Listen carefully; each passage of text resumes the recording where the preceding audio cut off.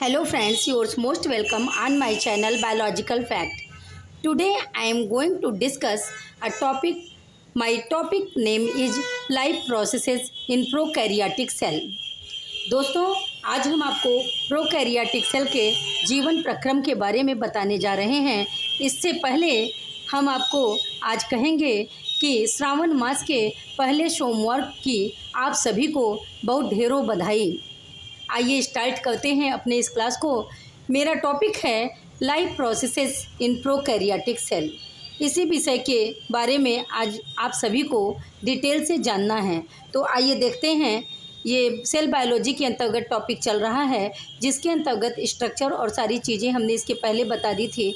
अब इसके बाद हम आपको बता रहे हैं life processes in prokaryotic cell, मतलब प्रोकैरियोटिक कोशिकाओं में जीवन का प्रोसेस, जैसे कि nutrition, absorption, metabolism, growth, respiration, reproduction and excretion.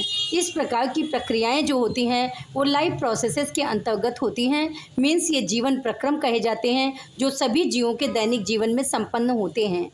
आइए देखते हैं इस टॉपिक के अंतर्गत life processes in prokaryotic cell. Prokaryotic कोशिका में जीवन की प्रक्रियाएं कैसे कंप्लीट होती हैं।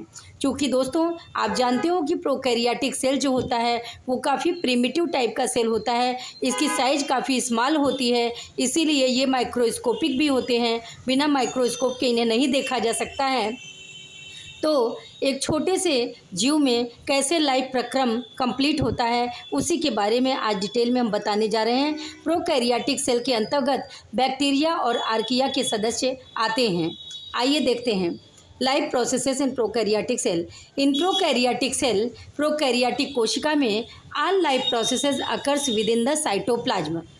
प्रोकैरियोटिक कोशिका में सारा जो जीवन की प्रक्रियाएं होती हैं किसी भी कोशिका की, किसी भी प्रोकैरियोटिक सेल की, वो कंप्लीट होती हैं पूरी की पूरी साइटोप्लाज्म के अंदर, मतलब कोशिका द्रव्य के अंदर। हमने आपको स्ट्रक्चर्स के टाइम बताया था कि जो साइटोप्लाज्म होता है वो एकदम मीन्स कि सेल मेम्ब्रेन के अंदर साइड में पाया जाता है, इनसाइड में पाया जाता है साइटोप्लाज्म, और इसी के अंतर्गत जो होती हैं सभी लाइफ प्रोसेसेस संपन्न होती हैं। और अक्रॉस द सेल मेम्ब्रेन या सेल मेम्ब्रेन के आर पार, मीन्स अगर देखा जाए एक्सक्रीशन जो होता है, उत्सर्जन जो होता है, ये कोशिका की झिल्ली से बाहर निकाला जाता है। और जैसे कि जो चीज़ें सेल बॉडी के लिए इम्पॉर्टेंट हैं वो चीज़ें जो हैं वो सारी की सारी घटित होती हैं साइटोप्लाज्म के अंदर, मीन्स कोशिका द्रव्य के अंदर। तो या तो हम ये कहें कि सारी प्रक्रियाएं साइटोप्लाज्म या कोशिका द्रव्य के अंदर कंप्लीट होती हैं, या तो हम ये कहें कि प्रोकैरियोटिक सेल में सेल मेम्ब्रेन या प्लाज्मा मेम्ब्रेन के आर पार सारी प्रक्रियाएं घटित होती हैं। तो ये दोनों ही बातें सही हैं।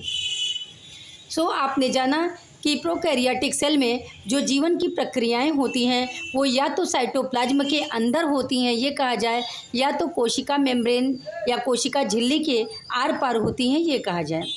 दोनों ही बातें सही हैं। These processes are as follow. ये प्रक्रियाएं इस प्रकार दी हुई हैं। फर्स्ट है, सबसे पहले हम जानेंगे कि प्रोकैरियोटिक सेल में कैसे न्यूट्रिशन प्रोसेस होता है, न्यूट्रिशनल प्रोसेस कैसे कंप्लीट होता है in prokaryotic cell, and prokaryotic cell growth कैसे होता है। मीन्स प्रोकैरियोटिक सेल में वृद्धि और विकास किस प्रकार से होता है। चूँकि ये बहुत छोटे जीव होते हैं तो इनमें वृद्धि और विकास हम देखेंगे कि किस प्रकार से कंप्लीट होता है। रेस्पिरेशन, चूँकि दोस्तों इनमें जो है हम लोगों की तरह इनमें, चूँकि हम लोग यूकैरियोटिक सेल के अंतर्गत आते हैं, और ये जो प्रोकैरियोटिक सेल होते हैं इसमें माइटोकॉन्ड्रिया तो पाया नहीं जाता। तो ये किस प्रकार से रेस्पिरेशन करते हैं, इस रेस्पिरेशन प्रोसेस के बारे में हम आपको बताएंगे। एंड फोर्थ है रिप्रोडक्शन। रिप्रोडक्शन मीन्स प्रजनन की प्रक्रिया। एंड फिफ्थ है एक्सक्रीशन। एक्सक्रीशन मीन्स उत्सर्जन की प्रक्रिया, या जो भी वेस्ट मटेरियल होते हैं उन्हें आउटसाइड कर दिया जाता है बॉडी से, उसी प्रोसेस को हम एक्सक्रीशन कहते हैं। So first nutrition, second growth, third respiration, fourth reproduction and fifth excretion.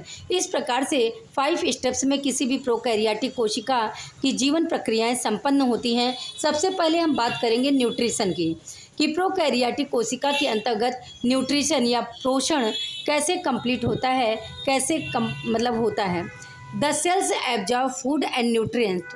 कोशिका जो होती है, प्रोकैरियोटिक सेल की जो कोशिका होती है, वो फूड और न्यूट्रिएंट को मीन्स अपने भोजन और पोषक पदार्थों को कैसे अवशोषित करती है, directly through the plasma membrane और सेल मेम्ब्रेन।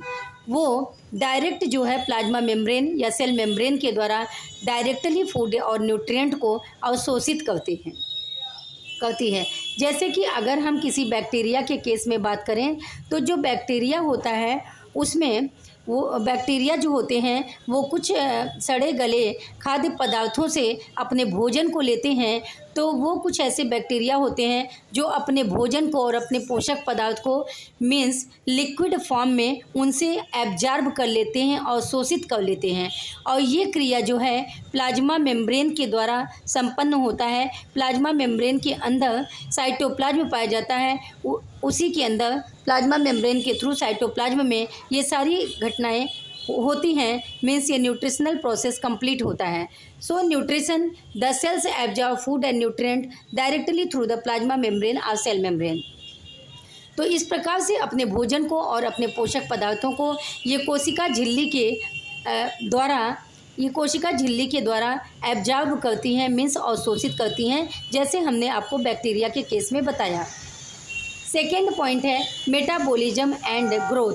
किस प्रकार से प्रोकैरियोटिक सेल में उपापचय होता है, मीन्स भोजन का पाचन किस प्रकार से होता है, एंड ग्रोथ किस प्रकार से होता है, इनमें वृद्धि किस प्रकार से होती है। आइए जानते हैं मेटाबॉलिज्म एंड ग्रोथ के अंतर्गत। इन द साइटोप्लाज्म केमिकल रिएक्शंस अकर।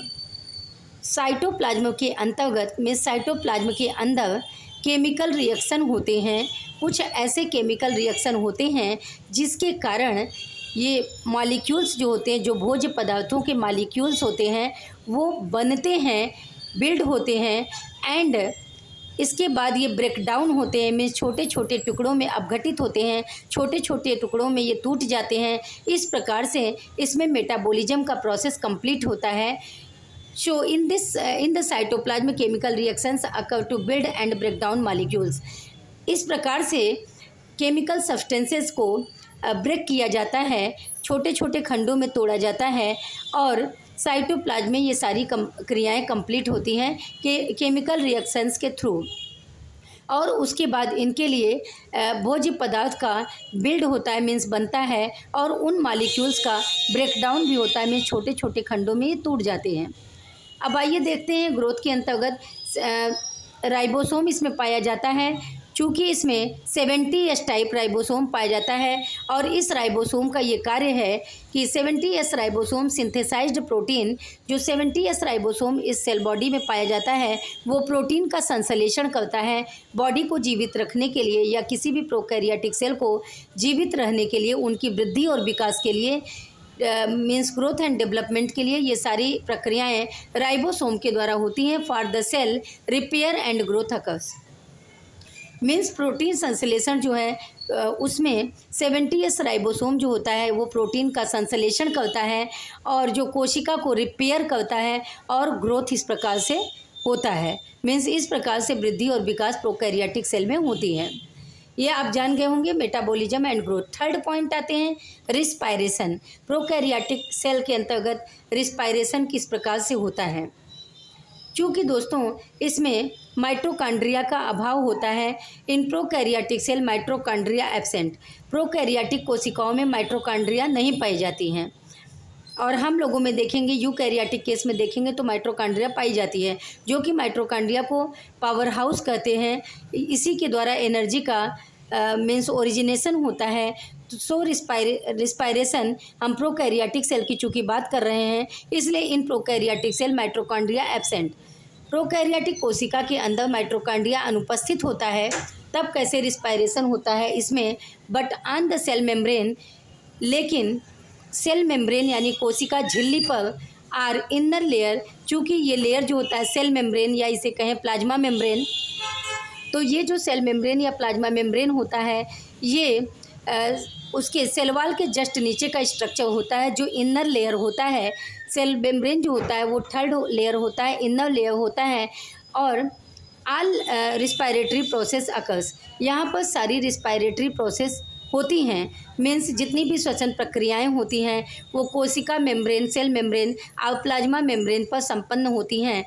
चूँकि एक स्ट्रक्चर फॉर्म होता है सेल मेम्ब्रेन या प्लाज्मा मेम्ब्रेन पर, व्हेन सेल मेम्ब्रेन इनफोल्ड्स इनसाइड, जब यही सेल मेम्ब्रेन या प्लाज्मा मेम्ब्रेन अंदर की तरफ इनफोल्ड होता है, मीन्स अंदर की तरफ इन्वेजिनेट होता है, अंदर की तरफ प्रवेश करता है, एंट्री करता है, कुछ अंदर की तरफ उभार होते हैं, then a new structure formed, तब एक नई संरचना बनती है, कॉल्ड एज मीजोसोम, जिसे हम मीजोसोम कहते हैं, विच is responsible for respiration process, जो कि श्वसन प्रक्रिया के लिए जिम्मेदार होते हैं इन प्रोकैरियोटिक सेल, प्रोकैरियोटिक कोशिकाओं में। मीन्स अगर हम बात करें रिस्पायरेशन की, तो चूंकि इसमें माइटोकॉन्ड्रिया अनुपस्थित होता है और प्लाज्मा मेम्ब्रेन या सेल मेम्ब्रेन जो होता है वो इनर लेयर होता है, तो इसमें सभी रिस्पायरेटरी प्रोसेस होते हैं। जब ये प्लाज्मा मेम्ब्रेन या सेल मेम्ब्रेन की लेयर जो होती है अंदर की तरफ इनफोल्ड हो जाती है, अंदर की तरफ घुस जाती है, अंदर की तरफ प्रवेश कर जाती है, तो एक नया संरचना बनता है, then a new structure formed, तो एक नई संरचना का निर्माण होता है, कॉल्ड एज मीजोसोम, तो इसे हम मीजोसोम कहते हैं। तो इसलिए हमने कहा कि रिस्पायरेशन की प्रक्रिया जो है इसी सेल मेम्ब्रेन पर घटित होती है, क्योंकि यही सेल मेम्ब्रेन जब अंदर की तरफ इनफोल्ड होता है तो मीजोसोम बनता है, and which is responsible for respiration process in you prokaryotic cell, तो जो कि प्रोकैरियोटिक सेल में श्वसन के लिए जिम्मेदार होती हैं, मीन्स इसी मीजोसोम पर, या अगर हम कहें सेल मेम्ब्रेन पर, तो दोनों ही बातें सही हैं। तो ये जो है रिस्पायरेशन का प्रोसेस किसी भी प्रोकैरियोटिक सेल में मीजोसोम और सेल मेम्ब्रेन के द्वारा कंप्लीट होती है। सो दोस्तों, और भी प्रोसेस बाकी हैं, उसे हम नेक्स्ट टर्म में पढ़ाएंगे। तब तक के लिए thank you, bye bye, take care, have a nice day.